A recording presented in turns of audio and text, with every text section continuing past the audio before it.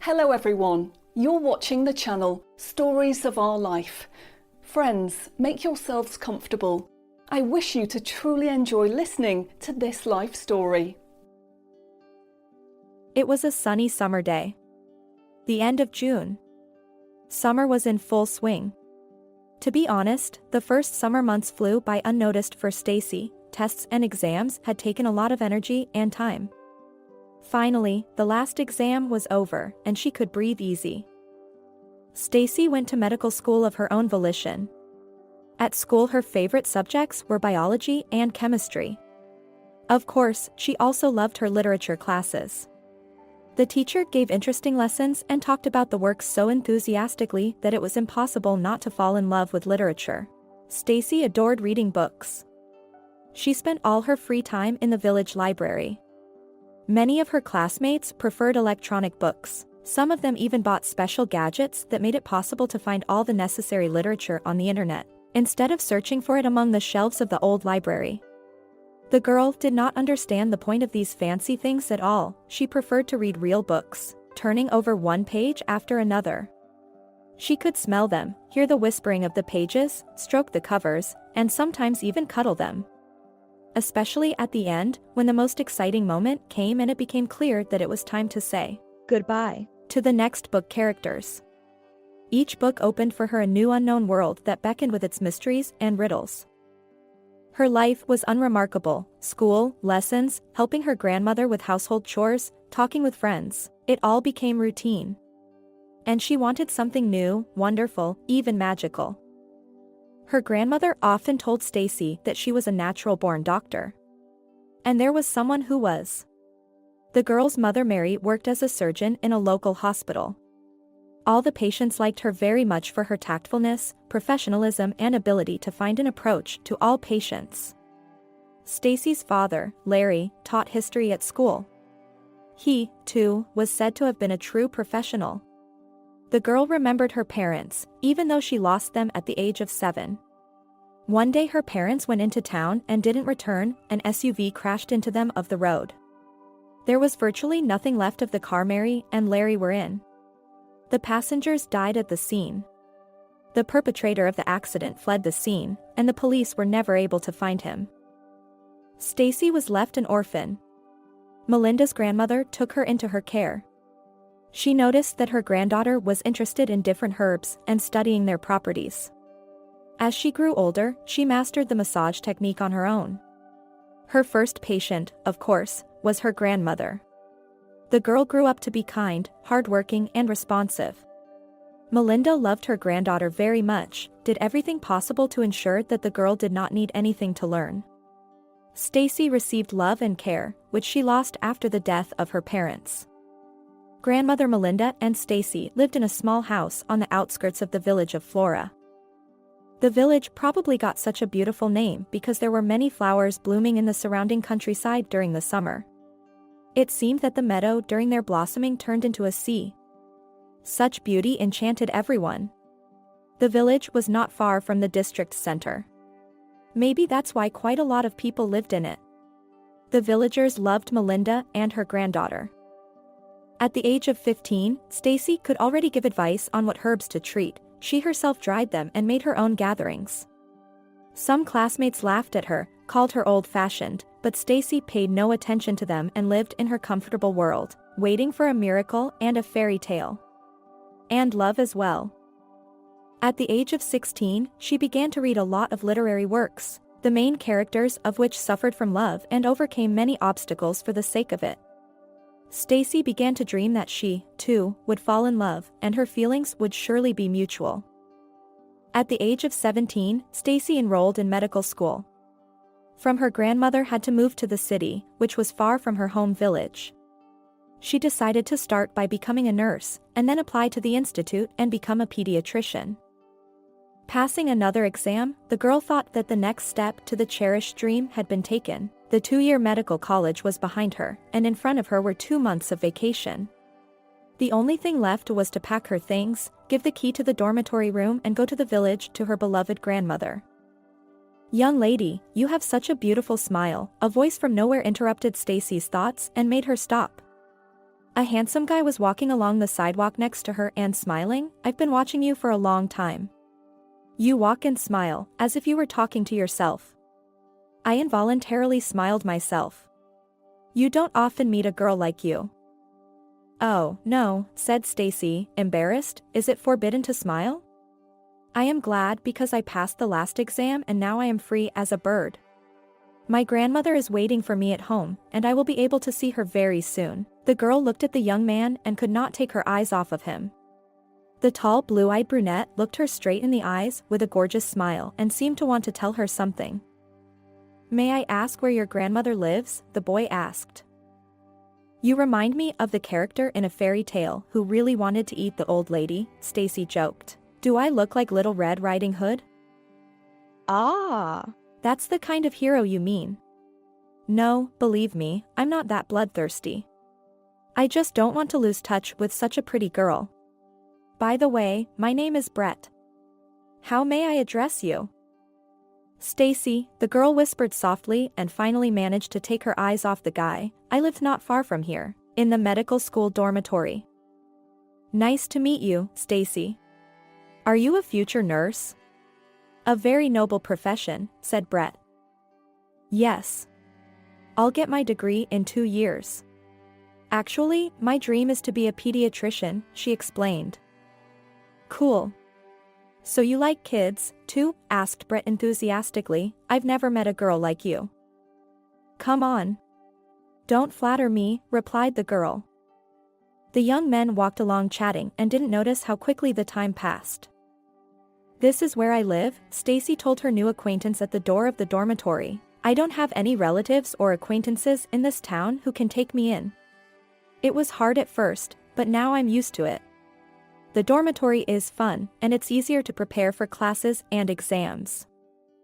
"But I never lived in a dormitory," as if with regret said Brett. "I lived all my life with my mother and grandfather. I don't remember my dad very well. He died 12 years ago. I was 8 at the time." "I understand.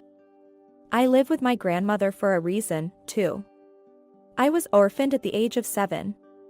You and I are similar in that," the girl sadly informed Stacy. "And when are you going to go to Grandma's? Maybe we could go for a walk tonight? And tomorrow you'll be gone. By the way, where do you have to go? You never told me." "Flora," answered the girl from beginning to smile, "that little village is far away from here. Do you know how beautiful it is there? Especially in the summer. In about 2 weeks Flora will start blooming there. Whole fields of flowers talk while they bloom. Our fields are like the sea." "It must be true, I've only seen the sea in pictures." "Great, I guess all the girls in your Flora are so beautifully romantic," suggested Brett. "I guess so," agreed Stacy. "Well, what about a walk? Would you be willing to spend tonight with me? Let's go for a walk, we'll sit in a cafe, we'll go to the movies," her new acquaintance suggested again. "All right. I'll get a ticket for tomorrow." "What time shall we meet?" agreed Stacy. "I'll meet you there at 8 p.m., said Brett, looking up into the girl's bottomless blue eyes as he realized he was drowning in them. Such beauties he had never met before. Saying goodbye to Stacy, Brett hurried to his car. His brand new Lexus was waiting for its owner in the parking lot outside the flower store. His mother had persuasively insisted that he start courting the daughter of her business partner, Riley Smith. Kimberly Smith was an enviable bride. The sole heiress of a wealthy businessman who owned a restaurant chain was a bargain for Brett. The 20-year-old had absolutely no thought of marriage. While he was only an economics student and had just begun to learn the intricacies of his mother's hospitality business. Kelly Gordon, the widow of Alexander Gordon, had been running her husband's business for 12 years. Brett's grandfather, of course, was heavily involved in the family business. He had also once started building hotels, but health problems prevented him from doing business the way he would have liked. The only hope for his mother and grandfather was Brett. It was up to him to continue the Gordons' family business, and maybe to take it to a new, more advanced level. After buying 2 bouquets of roses, the boy carelessly tossed them into the back seat of the car and headed for his mother's office. Kelly met him in a terrible mood. Brett was half an hour late and didn't answer any of her calls. The meeting with the Smiths was scheduled for 2 o'clock in the afternoon. Mother and son had only an hour to make all the arrangements. "Where have you been, Brett?" The mother pounced on her son. "I sent you out to get flowers. It's like you've been to the moon. How can you be so irresponsible? And anyway, what awful bouquets did you buy? Kimberly and her mother deserve fancier flowers. You don't think the bouquets are bad?" "They're all right," Brett began to defend himself. "I wouldn't buy them any flowers at all. Mom, you know very well that Kimberly doesn't interest me at all." "What kind of expression is that? Maybe it's your future wife. At any rate, I should like it very much. We couldn't have dreamed of a better one. Think of all the possibilities you'd get if we were related to the Smiths." "Brett, please, don't be silly. Take a good look at Kimberly," Kelly demanded, looking her son in the eye.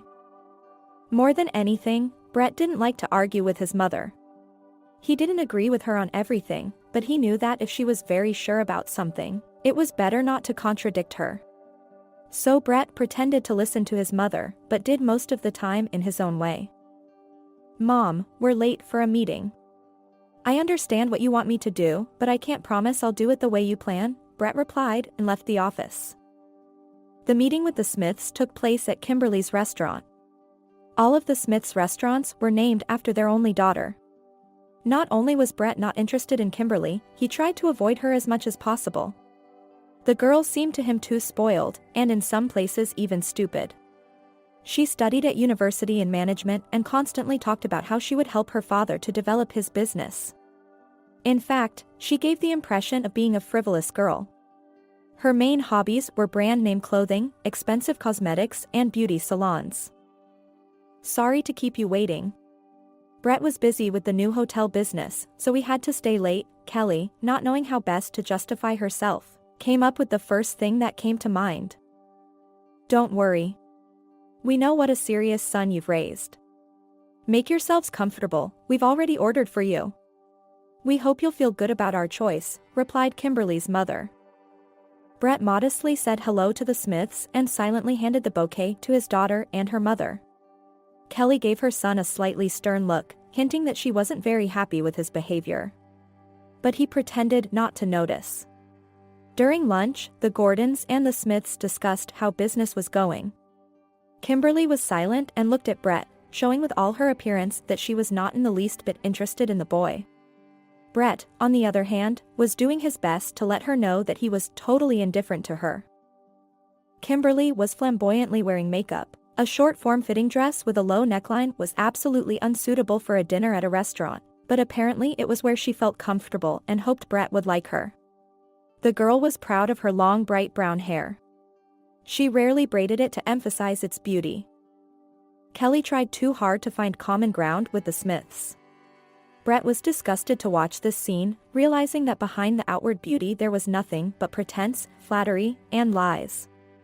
After barely enduring an hour and a half of conversation with the Smiths, Brett happily stepped outside for a breath of fresh air. Kelly hurried after her son to tell him once again what she thought of him. "Brett, this is just outrageous. I'm trying my best to please the Smiths. And what are you doing in the meantime?" Kelly started attacking her son. "I'm acting totally natural and uninhibited at this time. I don't want to try for people I don't feel comfortable around," Brett interrupted his mother. "I'm glad this circus is over." Bye. "Mom. I still have a lot of unresolved things to do." "What could you possibly have to do?" Kelly tried to reason with her son. But Brett was already far away. The boy got into the car and disappeared from his mother's sight. Stacy returned to the dormitory in a strange mood. She felt that something was happening to her, but what it was, she couldn't yet understand. After changing into comfortable home clothes, she prepared dinner. Soon Daisy, her friend, returned from work. The girls had gone to medical school together, had become friends, and supported each other in everything. Daisy had gotten a job 2 months earlier as a nurse at the local hospital. Stacy wanted to follow her example, but the hospital had no openings at the moment. "Stacy, what's wrong with you today?" Daisy asked, noticing the strange smile on her friend's face. "What kind?" "Very happy." Stacy smiled enigmatically and told her friend about her new acquaintance. Daisy listened intently and was happy for her friend. "You make sure you go out with this Brett tonight, get to know him better. Maybe he is your destiny," Daisy advised. She agreed and thought about what to wear to meet her new acquaintance. It was hot outside, even in the evenings the temperature rarely dropped below plus 25 degrees.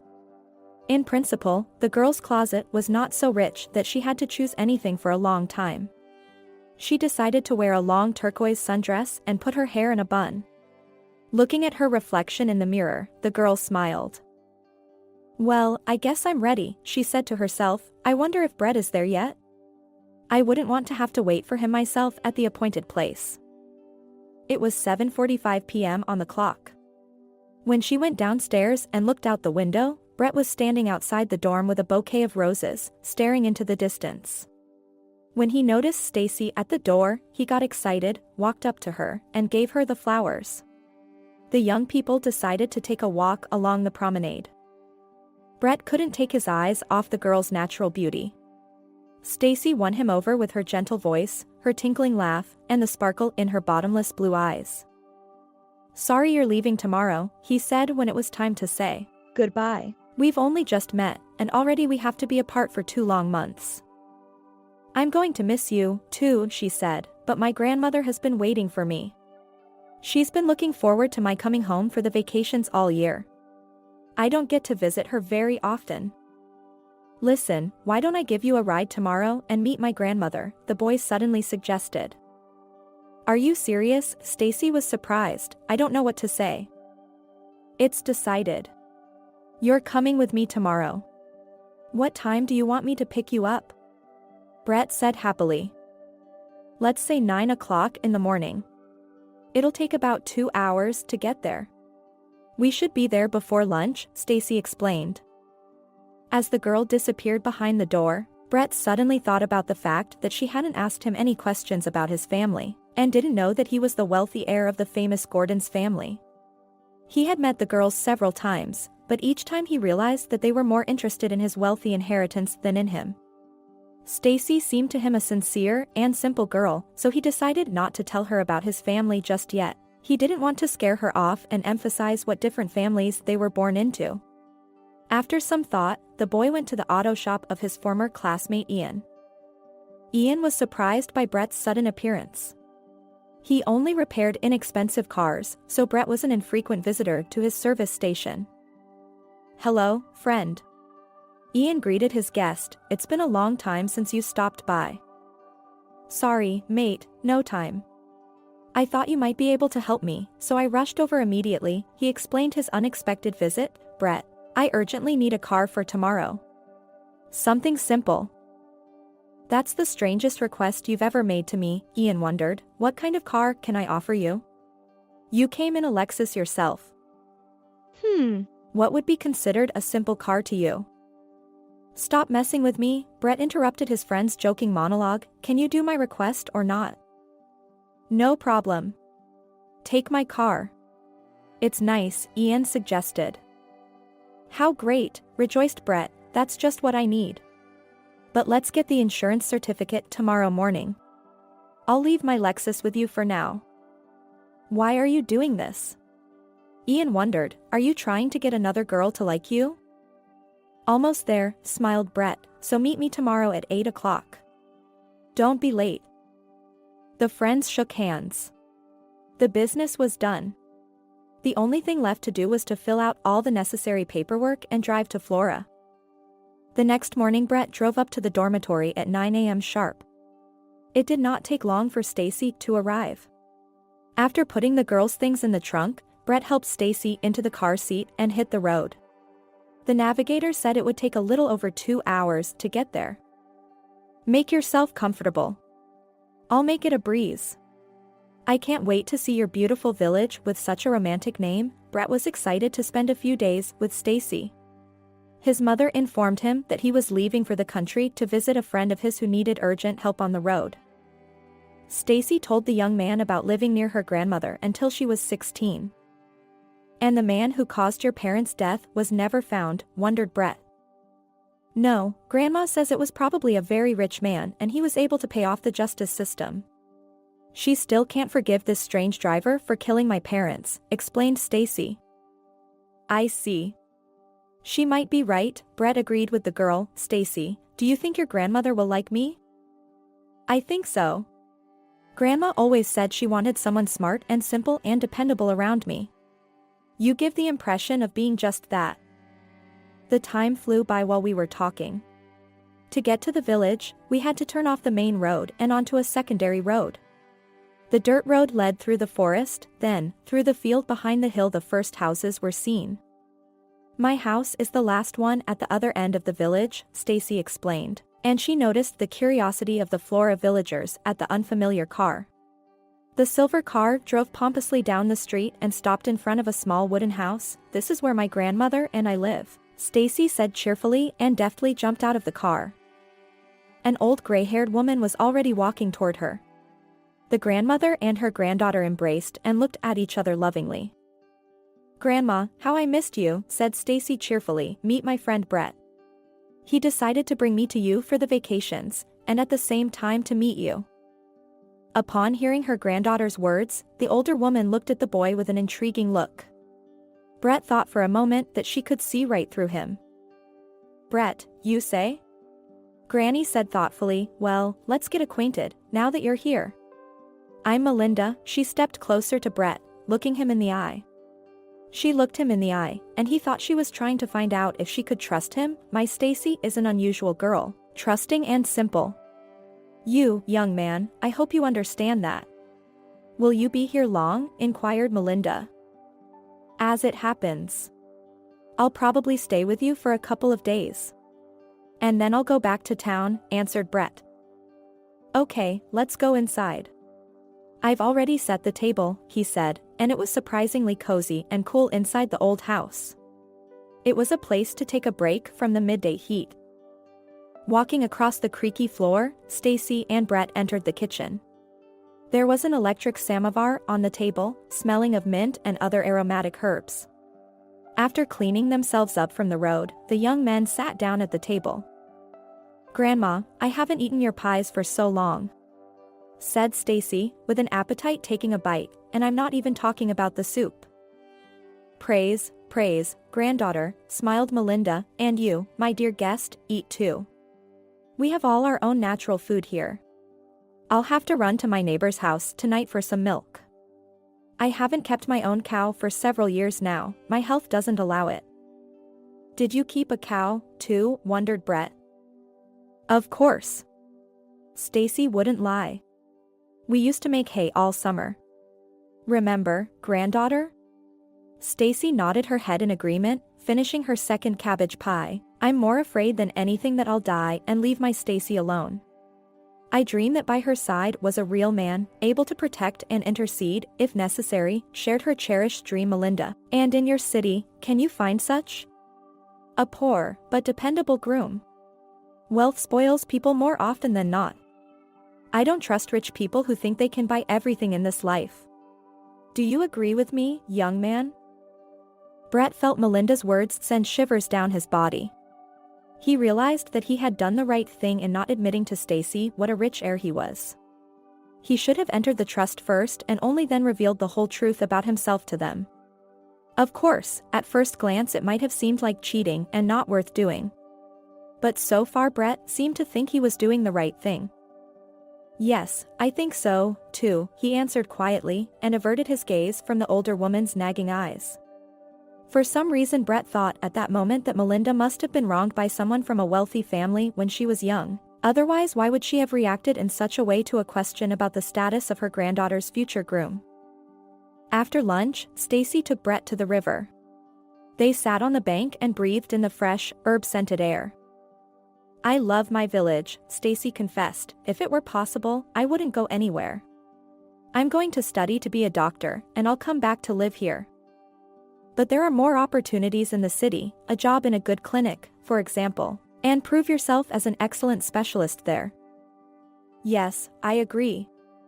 But there are also people living in the countryside.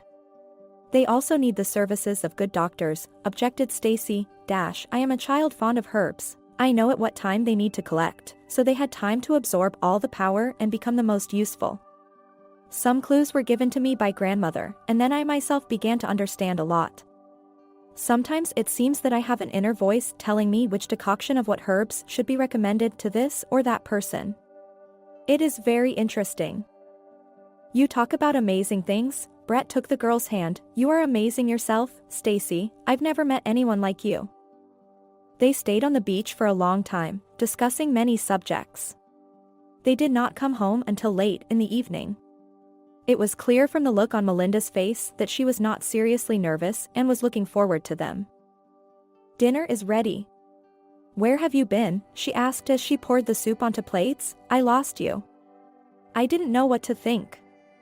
A neighbor came, wondering who that young man came with Stacy. People in our village like to gossip too much. You, Brett, are their main target now. Everybody thinks you're Stacy's groom. Well, I'm not denying it. I like your granddaughter very much, tried to justify himself. You're not talking about marriage too soon, Melinda interrupted. You two haven't even gotten to know each other yet. And you already think you're her groom. You shouldn't be in such a hurry. What am I supposed to do? People won't stop talking about me and Stacy, Brett said. You should go away, said the old lady, and the vacations will fly by. Stacy will be back in town in September. You'll see her there. You'll see if you want her or not. Who knows, maybe in the meantime you'll find someone else. What are you talking about, Grandma? Melinda and Brett Stacy interjected. I've been around longer, and I know what I'm talking about, the woman replied and left the room. Stacy looked at Brett in silence and didn't know what to say. The boy was silent too. They didn't understand why the grandmother was treating their relationship this way. Stacy, I guess your grandmother is right. I should go away, and you and I will definitely meet again in September. We'll talk on the phone for now. Just promise you'll call me every day, Brett said to the girl. Of course, I'll look forward to seeing you again. After dinner, Brett started the car, said good Bye to Stacy and Melinda, and drove into town. The girl was a little angry with her grandmother. She had hoped that Brett would stay with them for a couple of days, but Melinda made it clear to him that he shouldn't. And don't give me that look, the older woman suddenly turned to her granddaughter. Tell me, how many days have you known her? 3 to 4? A week? I met him yesterday, Stacy admitted honestly, but I think Brett is a wonderful man, honest and kind and noble. Yesterday? I thought so. I've lived my life, Stacy, and I know that before you get involved with young people you have to get to know them better, to look at them. Neither you nor I know who this guy is. If he waits for you, you'll keep in touch with him. If not, he wasn't serious about you. If he could stay here for a few days, we'd get to know each other better, she tried to explain her point of view. We don't need gossip, the grandmother interrupted her granddaughter. Tell everyone that he was a friend of yours who just decided to give you a ride because he was on his way. Okay, Stacy agreed. Grandma, I get the feeling that you don't tell me much about yourself. As if you've experienced something like this before and are now trying to warn me against a mistake you once made yourself. Hearing her granddaughter's suggestion, Melinda, in order not to give herself away, turned away to the closet and pretended to look for something. Don't make this up, Stacy, she answered quietly. Nothing of the kind has ever happened in my life. I just don't want this guy to hurt you. Though Melinda tried to hide her mood from her granddaughter, Stacy's inquisitive eyes couldn't help noticing how her grandmother's hands shook nervously from the memories she couldn't yet share. The 2 months of summer flew by unnoticed. At the end of August, Stacy and Grandma decided to start making apple jam. This summer there were more apples than ever before. Did you stay up till midnight again? Talking on the phone again? Melinda said, as if to herself, rattling the glass jars. And why didn't you sleep? Grandma, you know Brett calls me every day, she said. I can't believe I'm going to see him in a week. You can't wait to get away from me. You're bored with me, sighed Melinda. Don't say that, Grandma. I have no time to be bored with you. In a couple of weeks, I'll visit you again for the weekend. I won't leave you alone for long, Stacy tried to reassure her. Melinda smiled at her granddaughter, took one of the jars in her hands, and dropped it on the floor. She didn't immediately realize what had happened. The girl thought her grandmother had accidentally dropped it, but when she saw her bend unnaturally and take hold of her heart, she immediately called an ambulance. With difficulty, she laid the elderly woman on the couch and waited impatiently for the doctors to arrive. 20 minutes later, the ambulance parked at the gate of their house. The doctor examined Melinda and shook his head. Your grandmother has most likely had a heart attack. She must be admitted to the hospital immediately. Having gathered everything, Stacy got into the ambulance and drove with her grandmother to the hospital. The girl was very nervous. She tried to keep the bad thoughts out of her head, but they crept into her head without asking. The terrible diagnosis, thank God, was not confirmed. Help was provided in time, but the woman's condition left much to be desired. Stacy returned to Flora for only a few days.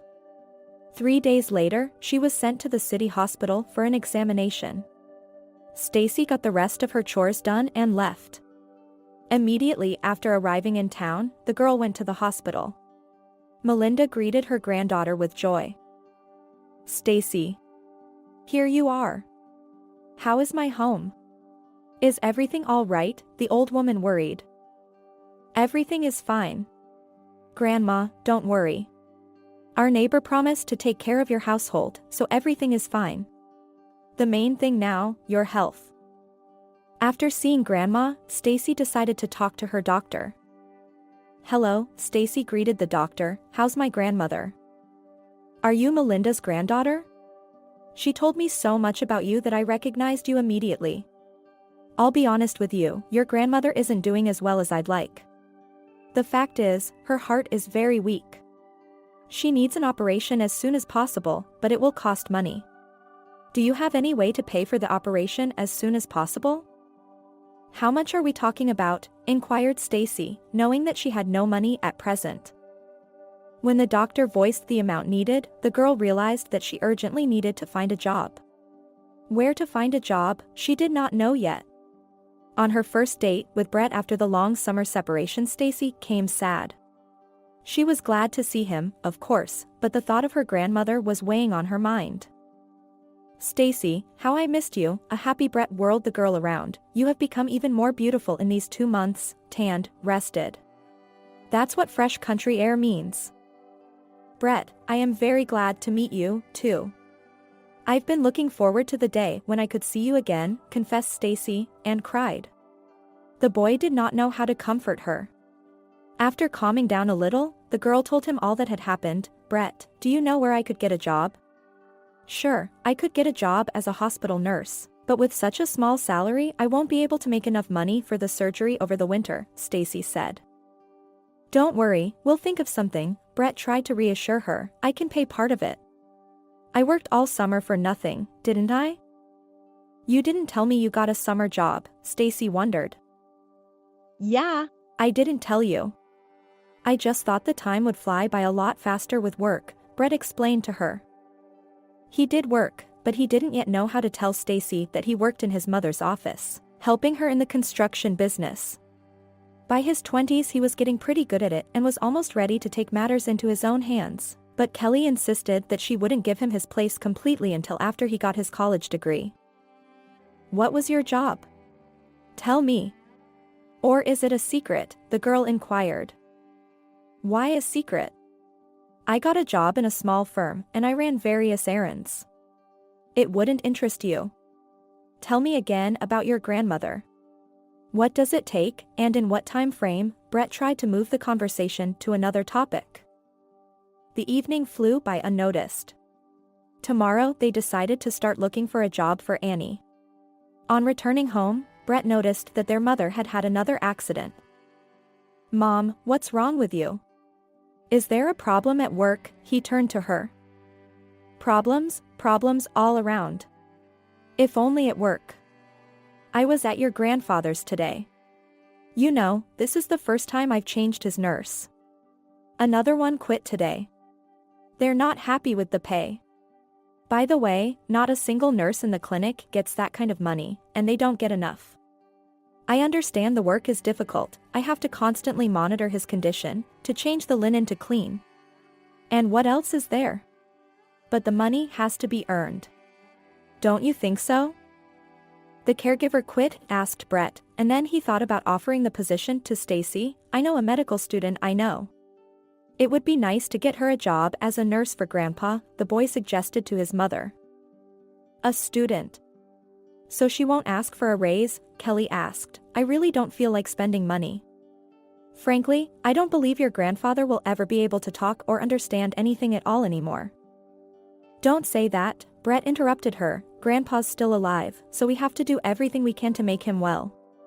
Only there's a problem. This girl is studying and will only be able to work in the evening.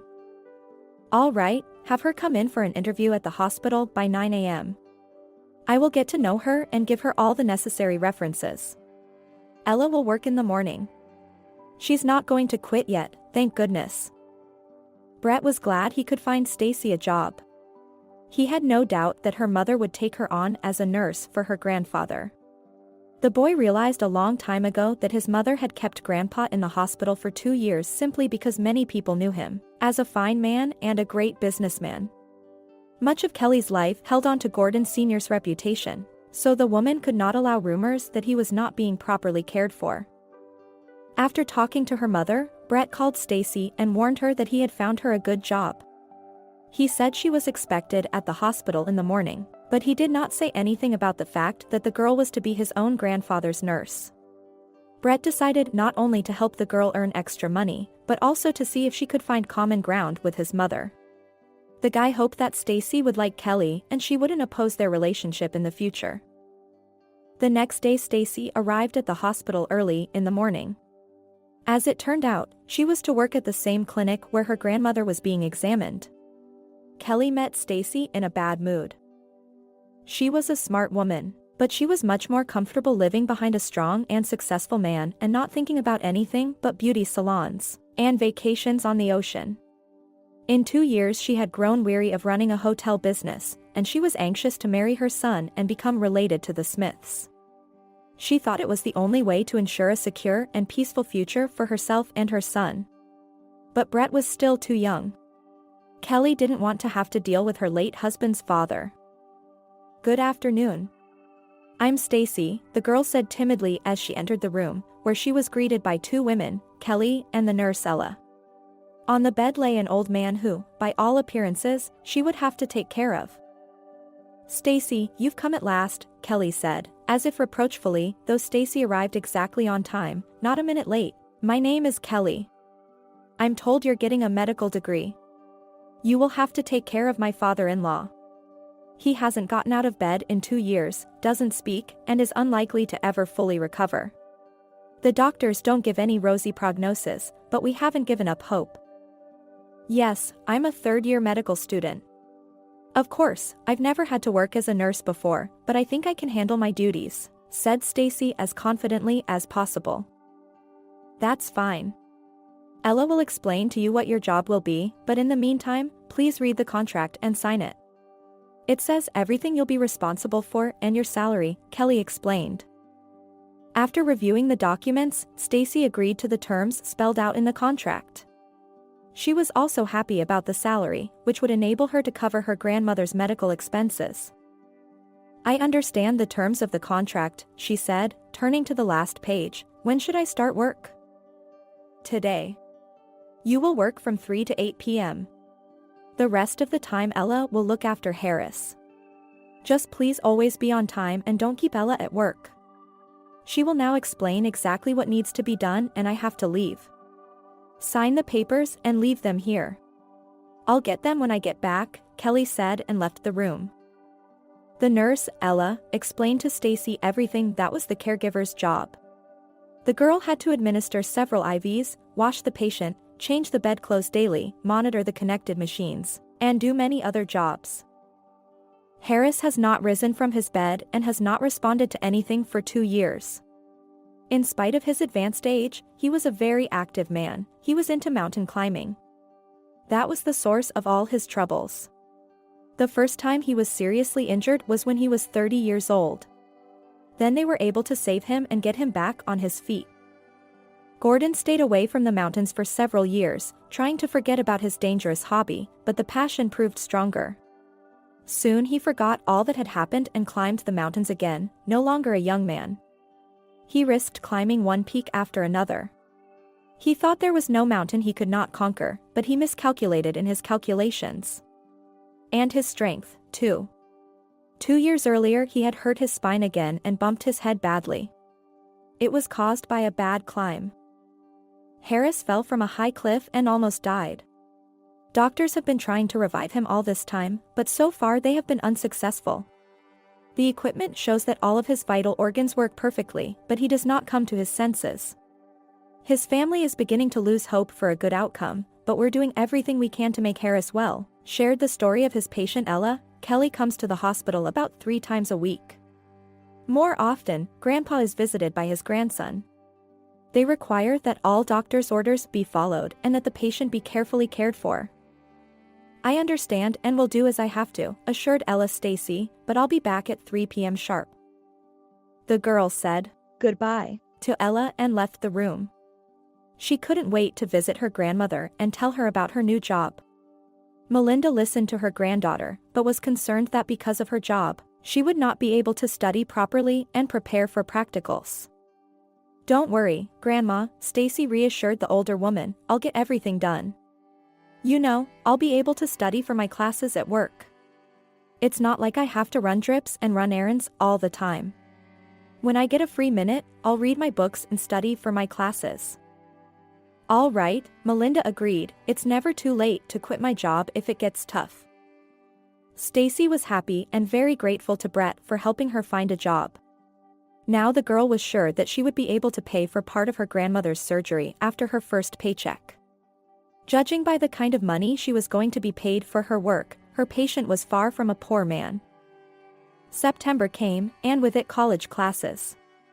Stacy ran to class in the morning and then to the hospital to see her patient. Changing Ella's post, she gave Harris IVs and all her other appointments. Before she left, she wiped the man's face and shoulders with a damp towel. The girl had heard that patients like her patient needed to be talked to, so she never did her job silently. She was constantly talking to Gordon. Sometimes it seemed to her that the man could hear her and would surely recover soon. Looking at Harris, she tried to guess what kind of character he was.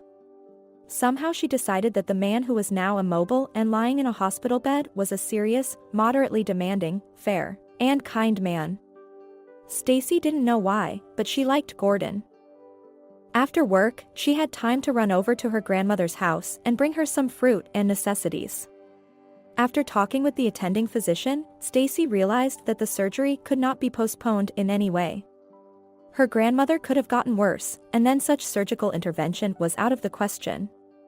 So after the paycheck, the girl signed all the necessary documents and paid the first amount for the treatment. A few days later, the grandmother was to be transferred to another department and prepared for surgery.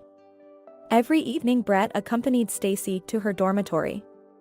The girl realized that she was falling more and more in love with him. Brett couldn't wait to tell Stacy the truth about himself, but each time something stopped him, and he postponed the conversation until the next day. One day, while in his elderly patient's room, Stacy witnessed a not-so-pleasant scene. Kelly came to visit Harris with a man she didn't know in his 50s. They were talking loudly and asked Stacy to leave the room for a while.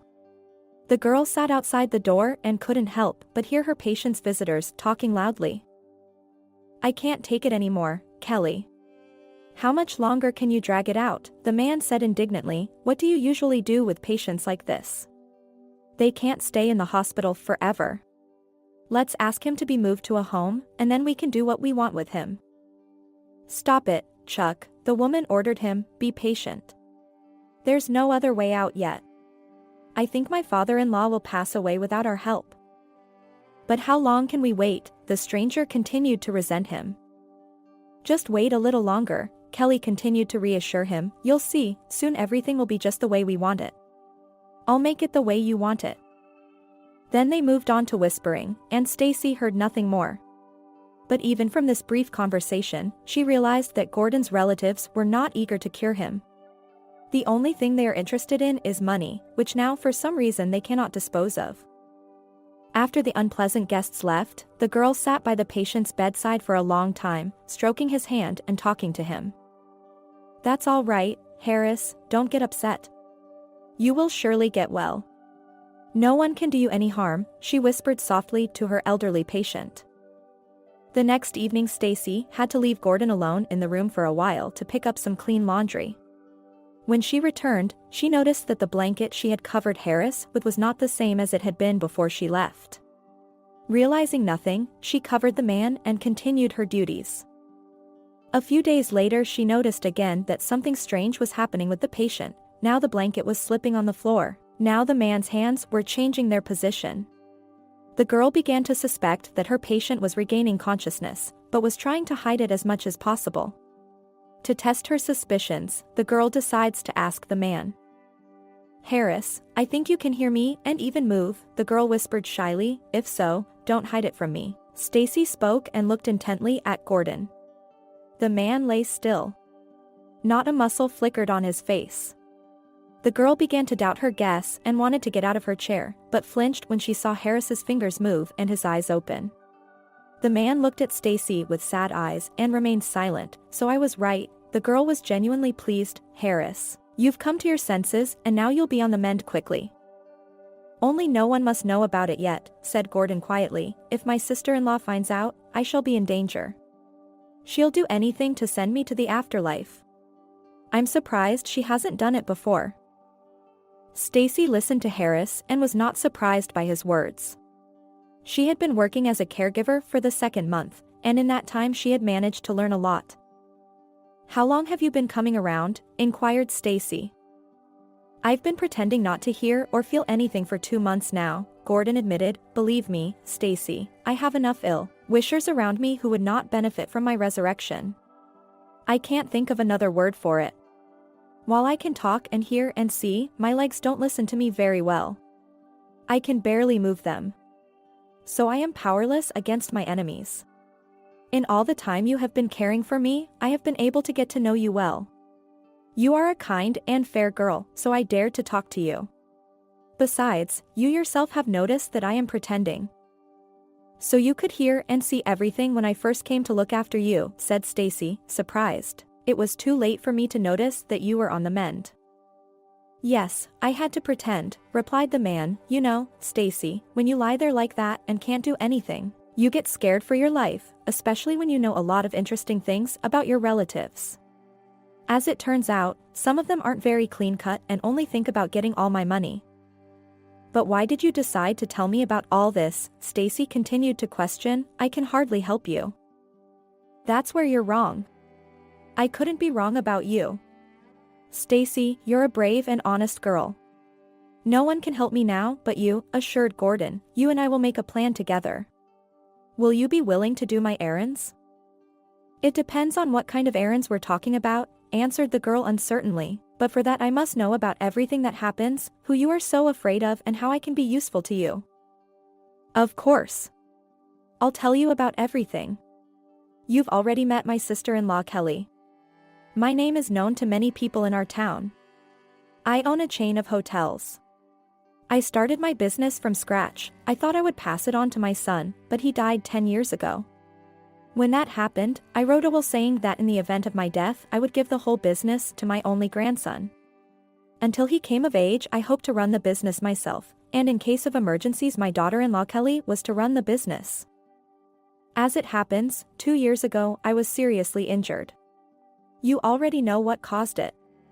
I don't understand how it could have happened. All the cables were intact. I was provided with good insurance as usual, but the ropes broke and I lay unconscious in this room for almost 2 years. All my affairs were taken over by Kelly. She had never burned for the business, but she understood that if she didn't take the job she might lose everything she had, and she loved to live beautifully. So she was looking forward to handing over all the business to her son. But Brett is still young and is just now starting to get into the business of the family business. But that's not the main problem. I don't know how long ago Kelly had a lover. They're so cocky that sometimes they even visit me in this room together. His name is Chuck. Stupid Kelly introduced him to my entire business, and now he is doing everything to get the business, which in fact now has no real owner. I've already been written off by him. Kelly's got me fooled. And what he's going to do with Brett, I don't know yet, but I'm scared for my grandson. My sister-in-law probably thinks Chuck is going to stay with her when he starts running our business, but I know that's not going to happen. I think I know who you're talking about, Stacy guessed. This man came into the hospital with Kelly once, and I overheard them talking. The door was ajar and they were talking pretty loud. That's right, Gordon replied, that's Chuck, Kelly's lover. He took a job with me a long time ago. He used to be the most ordinary office worker in the marketing department. Now he's the head of one of the biggest hotels. That's the gift my sister-in-law gave him, not realizing what an insidious snake she had nestled in her bosom. He wants to get his hands on the whole fortune, but how to do it, he does not know yet. I am powerless to do anything. That's all right, I'll help you. First of all, medically. We'll start to work on your legs, do massages. Tell me, right now you can't move them at all? I can move them, but I probably can't stand, the man replied, my legs don't want to listen to me. I think that can be fixed. I just have to see my doctor and have him adjust the treatment, suggested Stacy. Absolutely not. Let the treatment continue as prescribed. I repeat, don't trust anyone, not even the doctor. It's dangerous, Gordon said and froze abruptly. A cleaning lady entered the room, followed by Kelly. She placed her bag on the table and approached her father-in-law. Stacy, I thought you were talking to someone, the woman asked questioningly. Yes, I often talk to Harris, replied Stacy, trying not to be nervous. They say you should talk to these patients. It makes them heal quickly. Don't talk nonsense, grinned Kelly, my father-in-law can't hear anyone or anything. I don't know how much longer he'll be like that. Though, if you want to, you can talk, I don't forbid it. After a few more minutes in the room, the woman disappeared behind the door. The cleaning lady also finished her business, looked at Stacy with a sneer, and closed the door behind her. It seemed to the girl that her hands were shaking from nerves, and a perspiration appeared on her forehead. Stop fidgeting, Gordon addressed her calmly when they were alone in the room. Stacy looked at her patient and marveled at his equanimity. How do you manage to act so naturally? She turned to him. You'll learn everything if you want to live. All right, come on, let's go home. It's past your time on duty. Why did Kelly have to come over?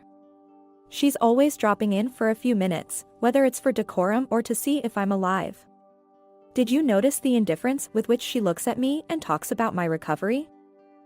Yes, it's not very nice to listen to her, the girl agreed. Good night, Harris. I'll come and see you tomorrow at 3 p.m. sharp, and you and I will decide what we will do next. After saying goodbye to Gordon, Stacy walked out of the hospital building. As always, she met Brett in the courtyard. It was getting cold outside, and Stacy's jacket was completely out of season. They made their way quickly to the bus stop and told each other about their day. Stacy had had many surprises, but she had not told Brett about any of them. When she reached the dormitory, the first thing she did was to open her laptop and start searching for information about the Gordons. What was her surprise when she saw a picture of Brett on the internet? Her Brett, whom she had known for months, turned out to be none other than the grandson of Gordon, the owner of a multi-million-dollar fortune. Barely surviving a sleepless night, Stacy ran to her dorm room class in the morning. She lived alone for the time being. Daisy had moved in to live with her groom. No one was moved in to take her place. At classes, the girl only pretended to listen to the lecture of the teacher.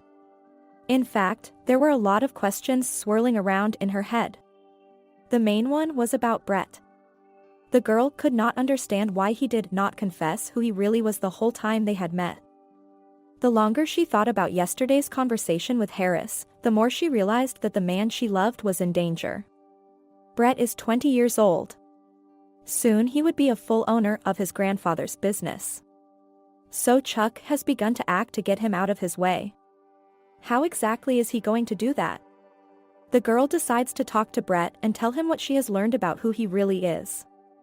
But what about Harris? He asked her not to tell anyone yet that he had come to his senses. The heavy thoughts made the girl dizzy. It seemed to Stacy that a little more and she would stop thinking. After studying, Stacy hurried to the hospital. On the way, she dialed Brett's number several times, but he never answered. Deciding that the young man was busy with something and didn't hear her calls, the girl went up to her grandmother's room. "Stacy. Here you are.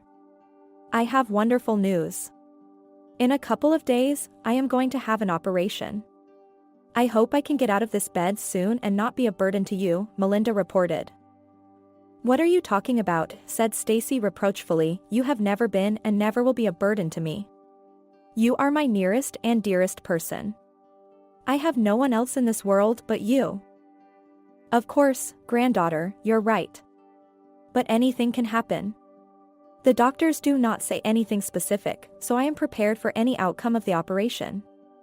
In any case, know that our cottage in the village I will inherit to you. After I die, you can sell it. It may not be worth a lot of money, but it will still help you buy your own home," the woman explained. "Grandmother, don't say any worse things. You'll live many, many years, and we'll be all right," Stacy tried to persuade her. "How are things with you and Brett? Is he still courting you?" said Melinda, turning the conversation to another subject. "Yes, Brett is wonderful. He meets me outside the hospital every day at the end of my shift. But school and work have been very demanding lately." "And who's your patient? You said he hasn't been coming around for a long time." "He's a wonderful man. He was into mountain climbing. 2 years ago the rope that was insuring him suddenly broke and he was very badly injured. The doctors haven't made any positive predictions yet." Yeah, That's what dangerous hobbies can lead to. I had an acquaintance who was also into mountain climbing. We were very young then and didn't think about the dangers.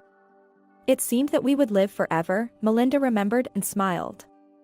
It seemed to Stacy that her grandmother remembered something pleasant and did not distract her with other conversations. When she fell asleep, the girl left the room and went to the head doctor of the ward, reported that she was ready to make the second payment for the operation, and learned that her grandmother would be operated on in 2 days. Harris's room was quiet and peaceful. The man lay with his eyes closed.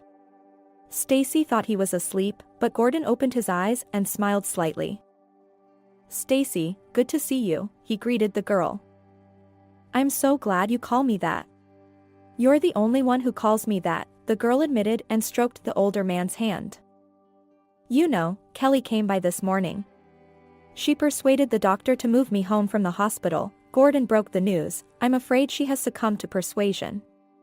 I beg you very much, please stay by my side and keep an eye on everything that goes on in the house. You can expect anything from Chuck." "Understood." "Stay calm," Stacy assured her elderly patient. "I'll be there and do everything I can to keep you away from this man." An hour later, Kelly arrived again. She arranged for Stacy to pack up all of Gordon's belongings in a bag. 2 paramedics loaded the elderly man into a wheelchair and took him to the ambulance. An hour and a half later, Gordon, accompanied by his young nurse, was taken home, where a special room had already been prepared for him. To her surprise, Stacy met Chuck in the house, who behaved like a host, constantly admonishing the arriving paramedics as they moved Gordon to his new room. "Stacy, I would like you to be near my father-in-law at all times. I promise to pay you triple that." Kelly made an unexpected offer when all the hassle of the move was behind me. That proposal made Stacy freeze in place. What has come over Kelly? And what to answer her? We will find it out in the next video.